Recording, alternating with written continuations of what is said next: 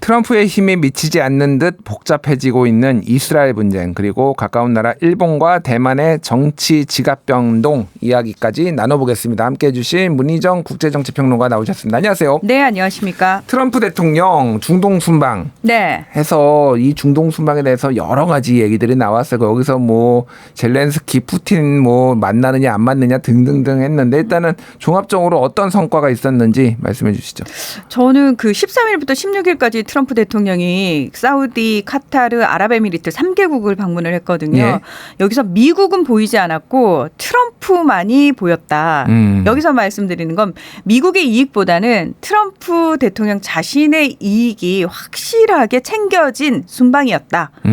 저 한마디로 정리를 한다면 그렇게 말씀을 드리고 싶어요. 예. 지금 미국 백악관이 트럼프 대통령의 중동 순방에 대해서 엄청나게 홍보를 대대적으로 한 게 뭐냐면은 일단 금액적으로 사우디에서는 840조 원을 우리가 투자받기로 했고 예. 그리고 카타르에서는 그 2배인 1,200조 원이 넘는 돈, 그리고 그 다음 아랍에미리트에서는 무려 2,000조 원에 달하는 투자를 우리가 받기로 했어라고 대대적으로 막 홍보를 하고 있거든요.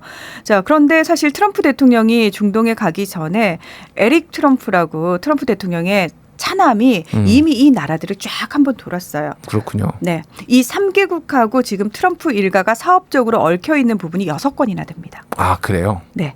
이 얘기를 아들이 먼저 하고 갔고 그다음에 아버지가 짜잔 하고 나타난 거죠. 자, 중동 국가 입장에서는 본인들이 원하는 것들을 굉장히 많이 얻었어요. 물론 트럼프 대통령은 이렇게 이야기를 하겠죠. 미국으로 내가 끌어온 게 얼마냐. 내가 미국에 제일 일가는 세일즈맨이다라고 얘기를 했어요. 영업사원. 예. 어디서 많이 듣던 얘기 같죠. 뭐 많이 들었어요. 예, 그렇죠. 예. 예. 많은 사람 대통령들이 그런 얘기를 했죠. 그렇습니다. 자, 그런데 그 내용을 그럼 좀 살펴보자고요. 중동에서 미국한테 원한 건 뭐였냐면은 AI와 관련된 반도체와 관련된 투자라든지 협력 부분이었어요. 예. 그런데 미국이 사실 그 중국을 견제하기 위해서 반도체 칩 같은 거, AI 칩 같은 거 3개 그룹으로 나눠가지고 사실은 중국으로 들어갈 수 있는 루트 같은 걸 다 차단을 하면서 수출에 굉장히 신경을 썼거든요. 그런데 원래 중동 그룹은 중국하고도 사실 굉장히 좀 친밀하기 때문에 이쪽으로 AI 칩을 수출을 하게 되면은 이게 돌아서 중국으로 들어갈 가능성이 있고 러시아로 들어갈 가능성이 있기 때문에 원래는 주의였어요. 그러니까 잘 이렇게 수출하지 않는 부분이었는데 예. 이번에 그 부분과 관련해서 확 열어줬다는 거예요. 그러면서 우리 그 내부에 있는 첨단 기업들이 너네 쪽에 인프라 센터, 데이터 센터를 지을 수도 있고 막 이런 식으로까지 이야기를 쫙 해줍니다. 그러면서 이 나라들은 또 트럼프 대통령이 좋아하는 무기도 많이 사주겠다. 그리고 보잉도 많이 사주겠다. 항공기도 많이 사주겠다. 그러면서 미국 본토에 우리가 투자도 하겠다라는 얘기를 했거든요. 예. 그런데 겉으로 보여지는 이 대대적인 홍보와 달리 과연 실질적으로 미국의 이익이 되는 것들이 얼마만큼 왔을까에 대해서는 전문가들이 글쎄 이익보다는 지금 위험도가 더 커진 거 아니야? 이런 식으로 일관성 없이 미국이 어떤 국가 안보를 해칠 수 있는 부분에 대해서 확 풀어준 거에 대해서 이건 나중에 후폭풍이 만만치 않을 것 같다라는 얘기를 하고 있고요. 예. 확실하게 트럼프 대통령 일가의 사업은 엄청난 이익을 얻고 있는 게 분명해 보입니다. 그렇군요. 그러면 이게 뭐 속단하기는 어렵지만은 네. 미국 대통령이라는 지위를 가지고 본인의 비즈니스를 좀 많이 챙겼다. 근데 어쨌든 포장은 미국의 우리나라 미국이 외국으로부터 굉장히 많은 투자를 지금 이끌어냈다. 뭐 이렇게 조금 포장이 그렇죠. 된 거네요. 그렇군요. 그래서 사실은 이제 이게 이해 충돌에 대한 부분이 당연히 나올 거 아닙니까? 예. 비판이 나오니까 트럼프 대통령은 늘 일관되게 이렇게 얘기를 해요. 아니 이 사업은 나하고는 상관이 없어.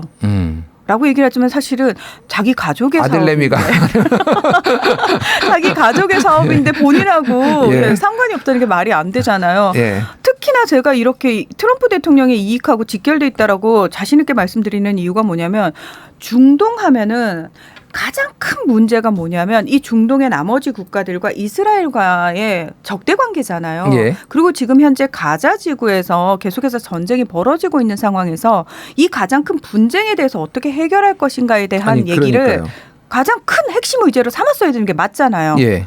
근데 이 여기서 이런 얘기는 전혀 안 나왔다는 거예요. 그러니까 제가 이제 궁금한 게 그거예요. 사실은 트럼프 대통령이 항상 강조하는 게 내가 있으면 전쟁은 없다. 뭐 옛날 얘기하면서 실제 그렇게 전쟁을 종식하거나 중단시킨 경우도 있으니까 그래서 지금 이스라엘 하마스 이 분쟁도 발빠르게 좀 중단되는 것 같은데 네. 지금 이게 전쟁이 중단된 게 맞아? 이게 분쟁이 종식된 게 맞아? 이런 의문이 나올 정도로 최근에 제가 그 기사 보니까 지금 그 가자 지구에 50만 명이 굶주리고 있다. 뭐 이런 얘기들이 지금 막 나오고 있더라고요. 그렇습니다. 지금 게다가 이제 트럼프의 중동 순방 끝난 직후에 이스라엘군은 가자 지구 점령을 위해 대규모 지상 작전을 개시를 해서 지금 150명 이상이 사망했다 이런 얘기도 나와요. 지금 네. 어떻게 돼가고 있는 건가요, 이거는? 자, 지금 가자 지구는 3월 초에 1단계 휴전이 끝나면서 이게 연장도 안 되고 2단계로 안 넘어가면서 3월 18일부터 이스라엘이 다시 대규모 폭격을 시작을 했어요. 그게 계속되고 있는 겁니다. 예. 그런 와중에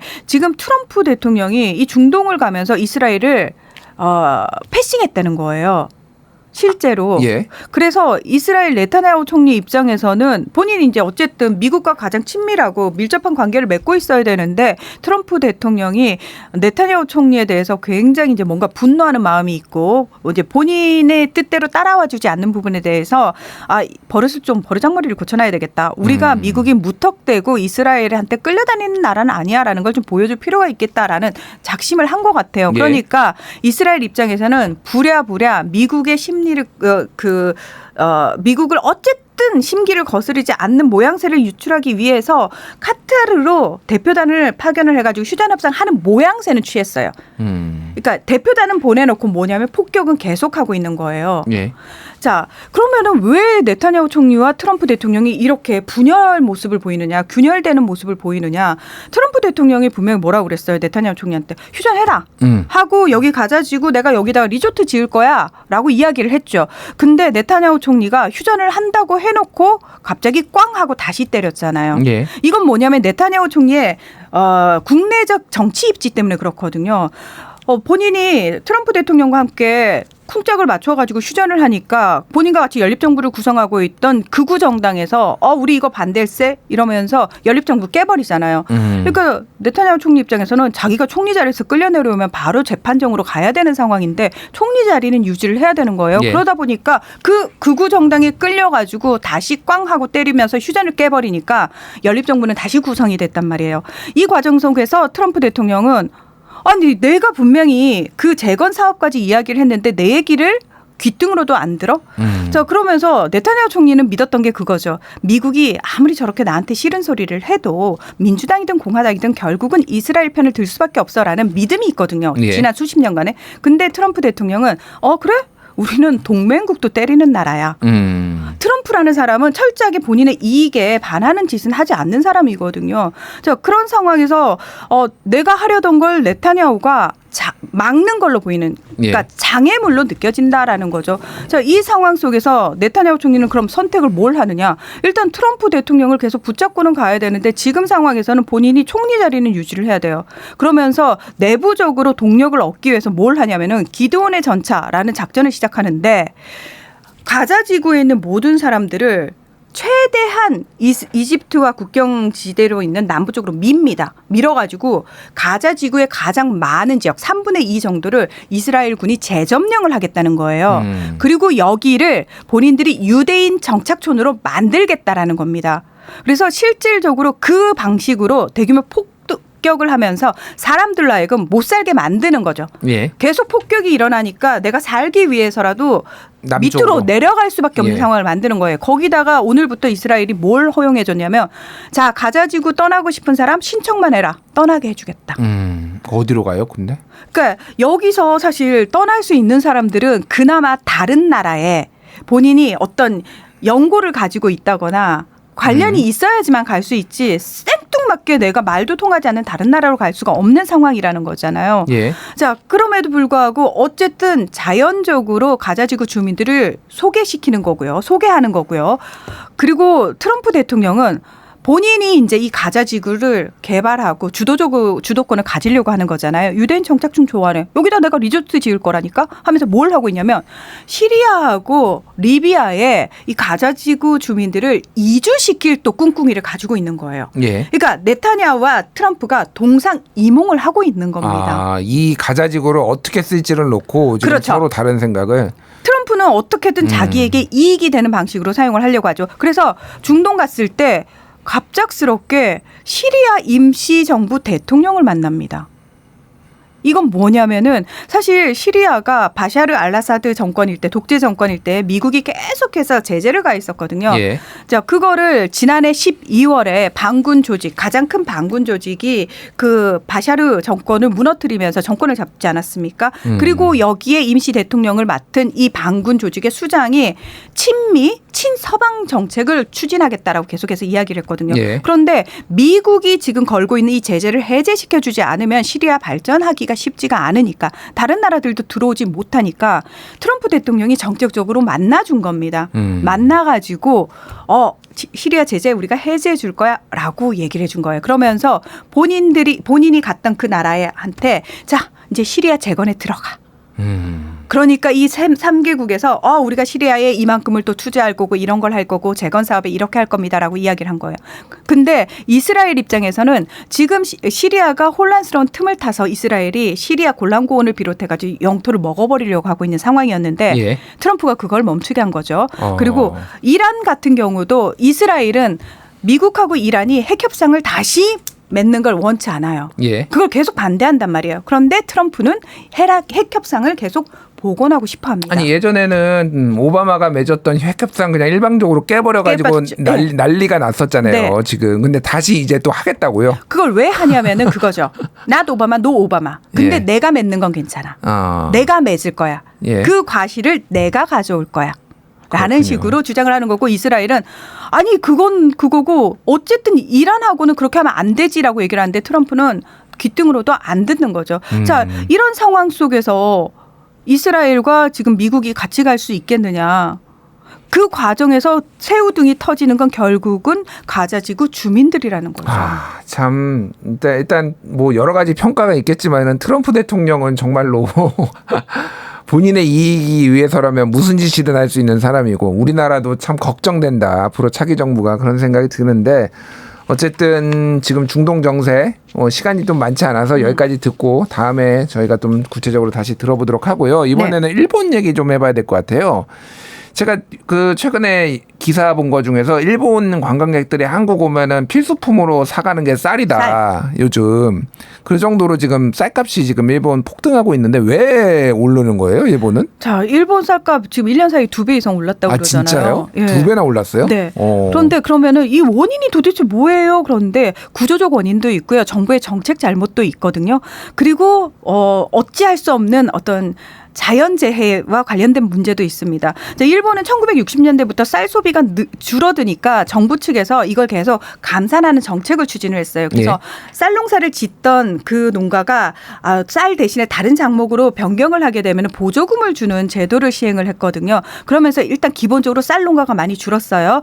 일본 전체 국민들이 1년에 700만 톤 정도를 소비를 한다고 하는데 생산되는 양이 733만 톤 정도밖에 안 됩니다. 많이 줄었어요. 근데 중요한 건 뭐냐면 이상기후 현상으로 흉작이 벌어지게 되면 쌀 부족 현상이 벌어지는 겁니다. 예. 자, 이게 일단 정책적인 문제예요. 그리고 구조적인 문제는 뭐냐면은 유통 과정입니다. 이게 사실 일본 쌀 유통의 50%를 일본 그 쌀 농업협동조합회에서 사실은 유통을 시키는데 이 과정에서 농가의 이익을 우선시하면서 유통 소매가를 내리지 않는 겁니다. 쌀 가격을 계속 비싸게 가지고 가는 거죠. 예. 그럼 지금 상황에서 사실 정부 측에서 그쪽에다가 이거 쌀값 좀 내려요. 전혀 얘기를 듣지 않는다라는 거죠. 그리고 일본 정부 측에서도 사실은 쌀값을 빨리 내리려면은 압박을 가해야 되는데 농가들을 그 지역구로 두고 있는 의원들 입장에서는 그걸 받아들일 의향이 없다라는 겁니다. 예. 게다가 지금 계속해서 이런 불안한 상황 그리고 자연재해에 대비해 가지고 각 단계별로 쌀을 비축하는 정도가 많이 늘어났다는 거예요. 생산 농가 측에서는 조금 더 가지고 있으면 더 비싸게 팔 수 있겠지라고 해서 안 풀고 예. 도매상은 도매상 나름대로 조금 더 버티면 더 비싸게 팔 수 있겠지 이러고 안 풀고 소매업에서도 사실은 본인들이 확보할 수 있는 모든 걸 다 확보하고 있는 상황이고 그다음에 일반 민간 그냥 일반 가게에서도 약간 불안한데 이러면서 쌀을 비축하고 각각 단계에서 다 비축을 하고 있다는 거예요. 난장판이 냈다 보니까. 맞습니다. 그래서 일본 정부가 비축미를 풀면 되잖아요 라고 얘기를 하는데 풀어봤자 이게 실질적으로 소비자한테 잘 전달이 안 된다는 거예요. 왜? 중간 과정에서 계속 비축이 늘어나기 때문입니다. 그렇군요. 예전에 이제 저는 이거 들으면서 그 생각이 났던 게 일본이 제로 금리를 굉장히 오래 했잖아요. 네. 근데 금리를 낮춰가지고 이게 대출을 받을 수 있는 사람들이 소득이 생기면은 또 저축만 한다. 쓰지를 않고. 그렇죠. 그래서 이게 계속 저성장 상황인데 약간 그런 생각도 들어요. 약간 비슷한 것 같은데 결국은 이거는 중앙정부가 해결해야 되는 거잖아요. 이시바 시게루 총리가 지금 해결해야 되는 거잖아요. 해결을 못하죠. 그럼 어떻게 되나요? 왜냐하면은 제가 이시바 시게루 총리 자체가 당 내에서 엄청난 지지를 받는 사람이 아니잖아요. 소수파였죠. 네, 예. 소수파잖아요. 예. 이미 자민당 내에서는 이시바 시게루 총리를 도와가지고 이 문제를 해결할 적극적인 의지가 없습니다. 반 이시바 세력이 뭉쳐가지고 빨리 우리 7월 선거 전에 총리를 갈아치우든지 아니면 참의원 선거거든요. 네. 그러니까 소위 말해서 상원급 총리니까 선거니까 그거를 패배하게 되면은 그 책임을 물어서 우리가 총리를 바꾸자. 라는 꿍꿍이가 벌써 시작이 됐다라는 겁니다. 그렇군요. 그러니까 이시바 내각 자체가 무언가를 해보려고 해도 이 정책이 전혀 먹혀들지 않는다라는 거죠. 어느 나라나 이 정치 싸움에 고생하는 거는 국민들뿐이 없는 것 같은데 우리나라에서도 그래서 이제 더 이상 쌀 농가 줄이면 안 된다. 그렇죠. 그래서 비축미도 늘려야 된다. 일본을 보면서 막 그런 얘기들이 나오고 여러 가지 뭐 법안들에 대해서도 얘기가 나오는 것 같은데 알겠습니다. 시간이 그래도 어쨌든 대만 얘기는 짧게 네. 좀 해봐야 될 것 같은데 대만의 라이칭더 총통이 취임 1년을 맞았는데 네. 지금 대만이 굉장히 복잡하죠. 지금 중국이 좀 해안 봉쇄도 하려고 하고 있고 뭐 침공 얘기도 나오고 있고 지금 어떤가요 상황이? 자, 라이칭더 총통이 사실 본인이 취임하면서는 현상 유지라고 얘기를 했는데 계속 이분의 말이 조금 강해집니다. 지난 3월에 급기야 중국을 역외 적대 세력으로 규정을 하거든요. 주적 같은 느낌이네요. 그러니까. 그렇습니다. 예. 그러면서 국방력 강화를 하고 있는데 이 부분과 관련해서 중국이 계속해서 군사적으로 위협을 하잖아요. 너 함부로 자꾸 그런 얘기하지 마라. 이런 예. 분리 독립주의자는 가만히 내버려 두지 않겠다라는 식으로 위협을 하고 있는 상황에서 문제는 미국의 스탠스입니다. 바이든 행정부 때는 그래도 대놓고 우리는 대만을 끝까지 지키겠다라는 얘기를 했거든요. 그런데 트럼프 정부는 그 이야기를 하지 않습니다. 일명 전략적 모호성. 예.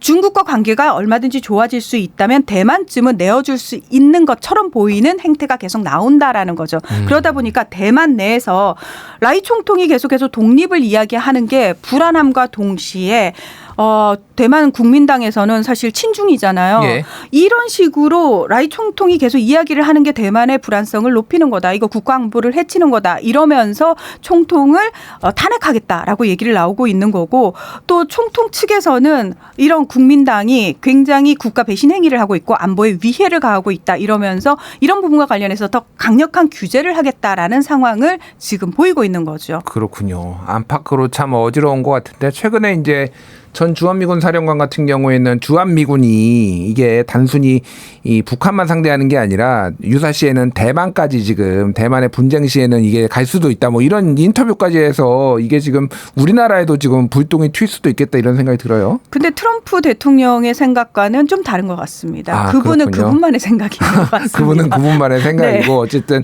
참 분쟁이 안 일어나야 되는데 전 세계에 이렇게 분쟁들이 계속 일어나고 있어서 안타까운 거는 거기에 고통받는 사람들이 아닌가 생각이 듭니다. 예, 지금까지 문희정 국제정치평론가와 이야기 나눠봤습니다. 감사합니다. 네, 고맙습니다.